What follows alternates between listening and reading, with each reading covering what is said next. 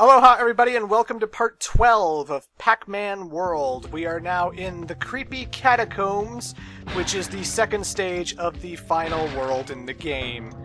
As I mentioned before, I do not think the final world in the game is all that bad, honestly. In comparison to the Funhouse world with its spinning platforms and whatnot, I actually think this level's pretty decent, pretty average in terms of the difficulty it's been throughout the whole entire game. And that's totally fine with me, you know? I don't want a final world that's just bullshit hard and frustrating and unfun that I don't want to come back to it ever again. Because that's kind of the problem I had with Pac-Man World 2. The final world in Pac-Man World 2, I don't want to replay the maze, I don't want to replay the boardwalk level, or the volcano stuff, and you know... When the levels are all fun to play, that's what makes the game a classic. That's what makes the game a replayable, awesome game that I can recommend. That's why I did a Let's Play of this game in the first place. I consider this a PlayStation classic, damn it. And technically, so does PlayStation, because it is officially a game in their PS Classics menu, so that you can download this game for yourself on your PS3, your PSP, and I think maybe your Vita. PlayStation 4 doesn't have a Classics menu yet, for some reason. I don't know why. They also don't have avatars. I don't get that. Maybe I just want to have a different display picture than the ones we start with? PlayStation? They're just pictures. How could you not carry that over from PlayStation 3 to PlayStation 4? I know PlayStation 3 has buyable avatars.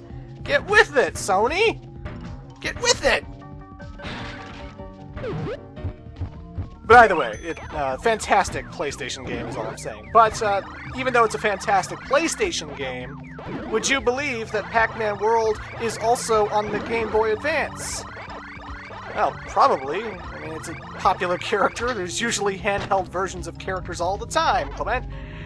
Yes, but would you believe that the GBA version of Pac-Man World is not that drastically different from the PlayStation version? What? Yeah, I know, right? That surprised me too, because I was looking up stuff on Pac-Man World in preparation for this Let's Play, you know? Like, I was looking up the wikis, I was looking up anything that might remind me of things I had forgotten, like the 1,000,000-point bonus you get, and just some basic trivia that I thought would be interesting to see. And when I was looking up details, I realized, oh, Pac-Man World's in the Game Boy Advance. It's probably not a great game. Maybe it's an awesome game. I don't know. I've never played the GBA version of Pac-Man World. So I decided to look it up on YouTube, and I had just finished recording Pirate Land. You know, the first world was under my belt. I had to record all the other worlds and stuff, but I'm watching the footage of the GBA version of Pac-Man World, and the level design was almost exactly the same, much to my shock and surprise. Oh, and before I go on that, this maze is a little bit tricky just because of the darkness. Like, at first, the Pac pellets make everything a lot clearer, because like they're all over the hallways, and so you know where the hallways are going as long as those Pac pellets are there. But as soon as the Pac pellets start disappearing, it can be a little bit hard to see like corners and stuff coming, so you can end up going places you don't really want to go. And for some reason, all the ghosts here are green. I guess Inky, Blinky, Pinky, and Clyde are having a smoke break. I don't know. They've been in every maze so far. I think they deserve a little break, even though we're getting close to the end, but you know. Unless, like, when ghosts are in pure darkness, they all shine bright green. Like it's just some kind of neon glow-in-the-dark effect. I don't know. Are we taking on Inky, Blinky, Pinky, and Clyde? AKA Shadow, Speedy, Bashful, and the other one, whose name I can't remember? Who knows? Who knows? But that's that maze. But as I was saying, there is a Game Boy Advance version of Pac-Man World, and the level design is pretty much exactly the same. Now, obviously, it doesn't have the graphics horsepower of the PlayStation, you know? It's a Game Boy Advance game. It fits on a small little cartridge, and so does the 3DS, but, You know, this was 2000 we're talking about. This was many years ago. It's basically what I'm saying. And, you know, I just thought it was kind of interesting, because sometimes when handheld games happen to console games, generally the games are usually very different. Like, the level design will be different, how the game is played can be different, just because, you know, it's because of the limitations of the hardware, and they always want to just do their own thing. Like, Sonic Colors on the Wii is a much different game from Sonic Colors on the Nintendo DS. You know, the DS version is entirely 2D. The DS version has different wisps. The level design is completely different. You look at Mega Man 2 on NES and Mega Man 2 on Game Boy. They share some bosses, they share some sprites, but otherwise the music's different, the level design is different, the bosses you face are different. Like, the handheld versions are always different from the console versions, you know? And then you got Pac-Man World, where, despite the fact it's all sprite work, you know, he still butt bounces, he still rev rolls, he still throws pack pellets on people, and he still pretty much goes on the same enemies and platforms that he does in the PlayStation version, so that's kind of interesting. The only difference between the PlayStation version and the GBA version is that all the boss fights are pretty much gone except for Talkman. So you don't get to experience Anubis Rex, you don't get to experience King Galaxian, and all that jazz. And some people might say that's a positive, you know? All the levels, but none of the bosses, which we find incredibly difficult, because some people find Anubis Rex so bad that it's impossible, even though I don't get it. I don't see it. You know, Anubis Rex is beatable. I've never seen what makes him the godliest, hardest thing in the whole entire game, but that's just me. But the GBA version doesn't have Anubis Rex, you know? I think it's also missing the factory world, but I haven't looked it up in ages. So maybe some of you grew up with the GBA version. Maybe you can tell me about how much better or worse it is. I don't know. I'm not going to play it. Why would I? I'm playing this one. It's obviously got the superior graphics, the superior sound, and all that jazz, so, you know. But either way, you use the bell to open that door, you hit the switch, the walls explode, and now we can get this key behind this grating. The key is in the second stage of the graveyard world, and the friend that we need to rescue is in the third stage of the graveyard world. So do not forget the key when we're in the creepy catacombs. Otherwise, we can't free our wife, Miss Pac-Man. And that's not good, ladies and gentlemen. It's our wife!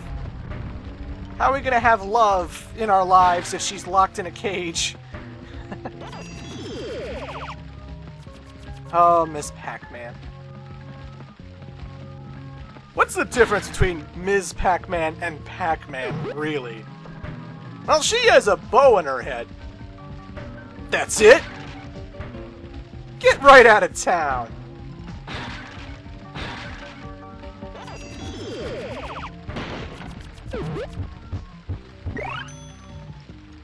And let me guess, you've all written, "This man has no penis," in the comments section now.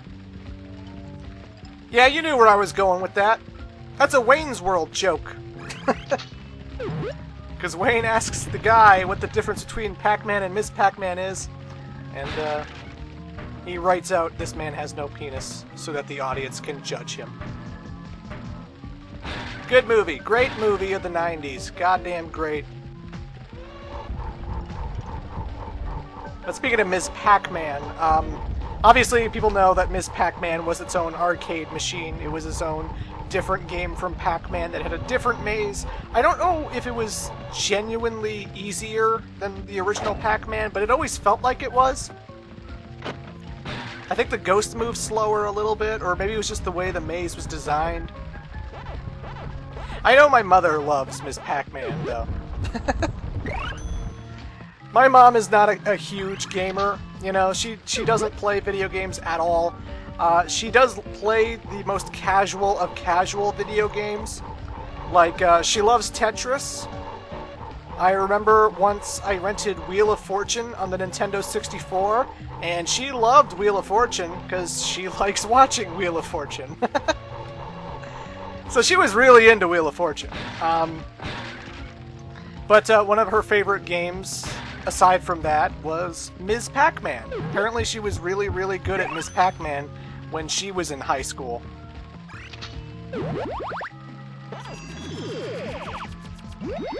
Like, she'll always gush about Ms. Pac-Man and how much better it is over the original Pac-Man. And like, I play Pac-Man and I play Ms. Pac-Man, and they just feel like the same kind of game to me.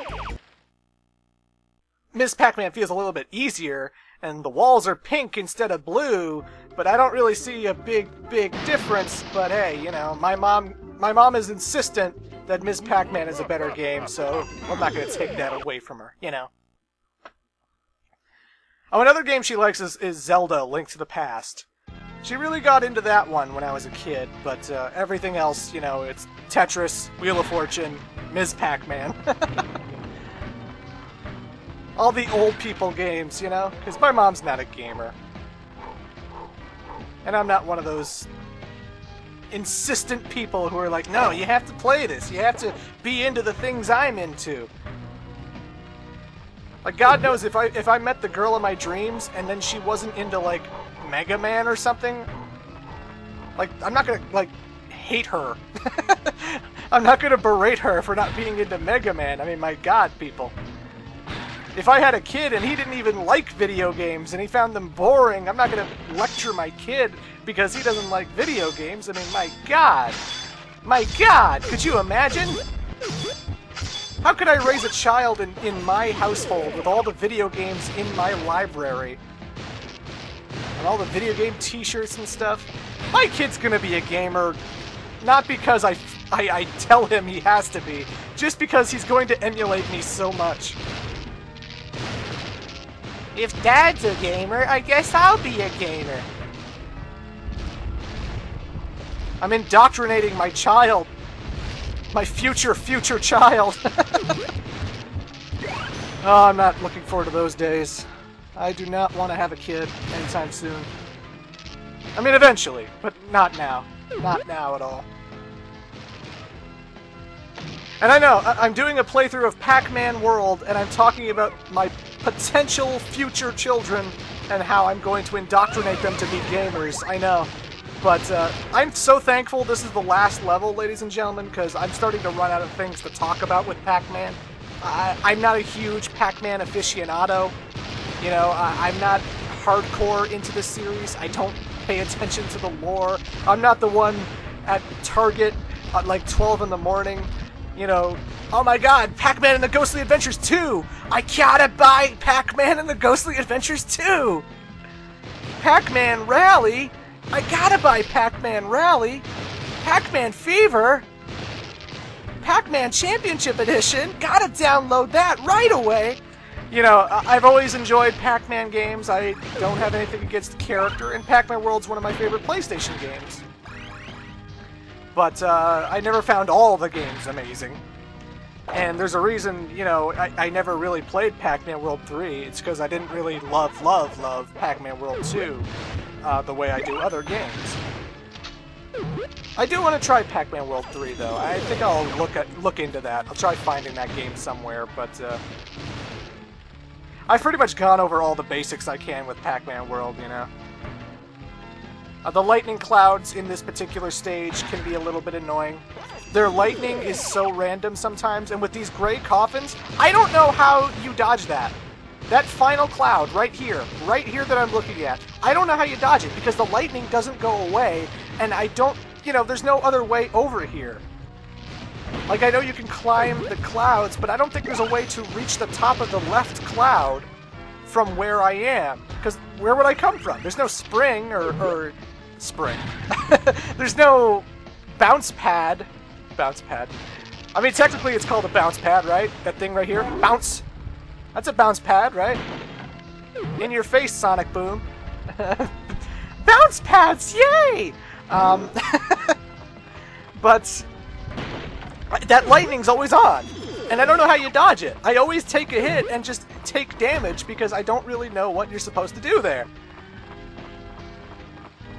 And there's the ending teasing us. There's Ms. Pac-Man, my love! What attracted me most to you, Miss Pac-Man, was that you were me with a bow. And I found that incredibly sexy.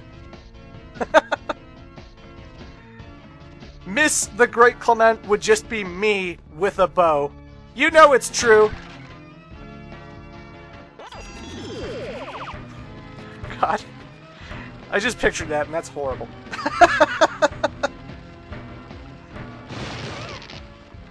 The Great Miss Clement! But either way. Now we're coming up to, I believe, the last letter in the game, ladies and gentlemen. Here it is! Boom! Congratulations! All letters collected! That congratulations meter comes up now. It doesn't come up for any of the other levels because by collecting all the Pac-Man letters in every single level in the whole entire game, that sign pops up. And you actually unlock something in the extras menu that we will watch after we defeat the game. But we unlocked a bonus thing for collecting all the letters. I wasn't doing it just for the bonus rooms. Oh no, you actually get something for collecting every single Pac-Man letter in the whole entire game. You don't get everything for collecting every single fruit. You don't get everything from getting every single Pac pellet. Once again, I was going strictly for the mazes, the Pac-Man letters, and the Pac friends, because that's what you need in order to complete. And I mean, not just beat, but complete the game, you know?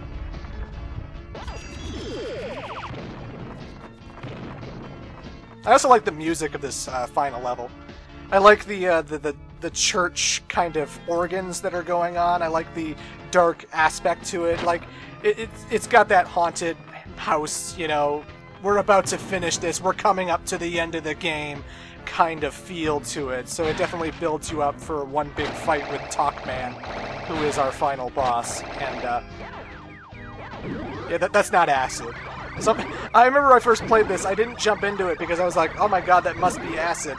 And then I hit the switches and the Pac pellets were there, and I was like, oh, that's grass. Okay. These PlayStation textures got me all confused.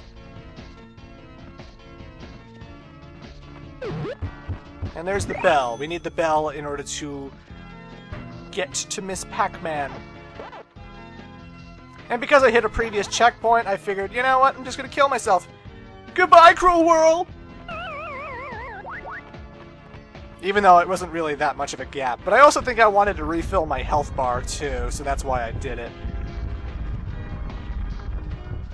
All these flaming statues, good god. But again, I love this kind of platforming. This platforming is so solid to me. This game holds up with the Crash Bandicoots and the Spyros of the PlayStation. It's a really, really, really solid PlayStation title. I can't recommend it enough. I think Pac-Man World's a gem. But we've gotten everything. We got the Pac-Man letters, we got the Galaxian, and we got the key in Stage 2. We will free Miss Pac-Man after we do the last maze in the whole entire game, ladies and gentlemen. This is the last maze until we take on Pac-Man. Luckily, it's not super dark. There are still 5 ghosts instead of 4 this time around. The green ghost is still hanging around. I still don't know what the green ghost's name is. I'm going to assume it's Puke. Inky, Blinky, Pinky, Clyde, and Puke. It's a good name. I just made it up for him. I don't care. It fits him.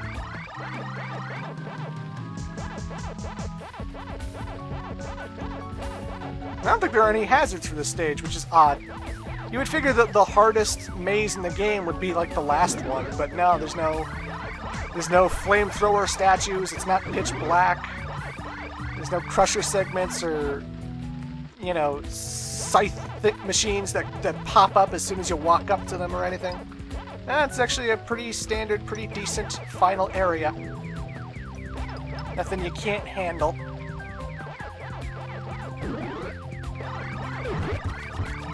But that's it, ladies and gentlemen. That's the last maze we're ever going to do in Pac-Man World. Marathon released! So by unlocking all of the mazes, we can now do a marathon of every single maze in the whole entire game, and doing all of those mazes gets you a bonus as well. And I'm actually going to do that off-screen in between this part and the next part so that I can get 100% completion of the game, because you have to do all the mazes in order to get 100% completion. And, again, you've seen enough mazes, we've seen enough of it, you know what it all entails, all the mazes you haven't seen. Go in the maze, collect all the pellets, dodge the ghosts. Yeah, I'm gonna be doing that in between these parts. But, hey, we got Miss Pac-Man! It's our wife! Our beautiful bride! Oh, yeah!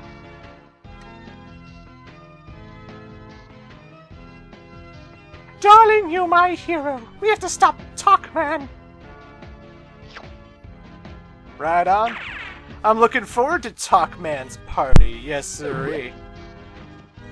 And that's it, ladies and gentlemen. We got ourselves a full health bar. We got ourselves an extra life, although we don't really need it, because we're about to save the game after this anyway. Final level complete!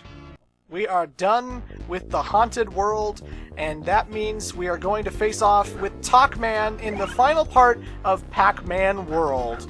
The final part in Part 13. See you then.